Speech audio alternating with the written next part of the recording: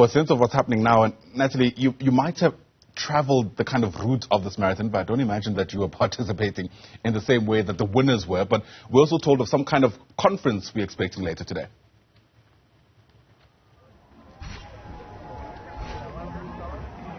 So in fact, in the next few minutes, Ayanda, we are expecting to hear from the victors themselves in a press conference in the next couple of minutes. But before that, I do want to chat to the women's wheelchair second place, Naomi Alphonse from Mauritius. How are you feeling about your efforts today? Very tiring, but very proud. I crossed the finish line. It's my third marathon of this year, and I'm very happy. How did you train? You mentioned it's your first one of the year. What kind of training and preparation did you put into the marathon for today? So in Mauritius, we don't really do road training, so I do mostly track and hills.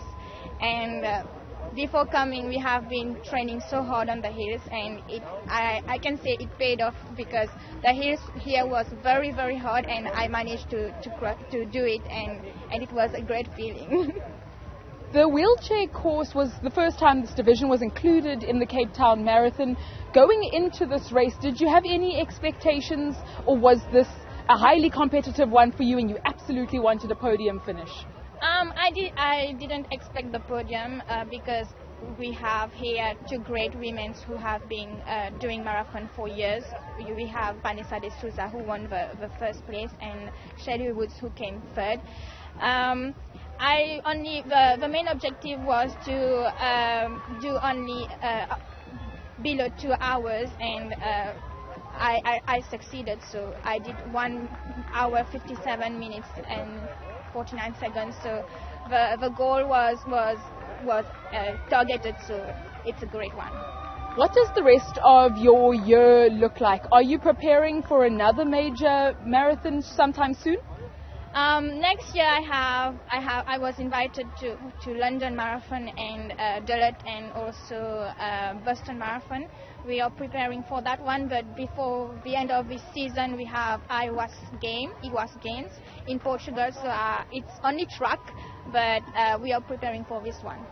All the very best for that, and congratulations on your second place finish. Ayanda, what is particularly significant about the Cape Town Marathon vying for that major league status is that should it secure that position, should it fall within the ranks of London, Boston, Berlin, Tokyo and Chicago, it will be the first such major race on the continent. And as we just heard from the Mauritian second place, Naomi Alphonse, it's a big deal. The continent is often offering up major athletes, leaders in track and field races, in road races.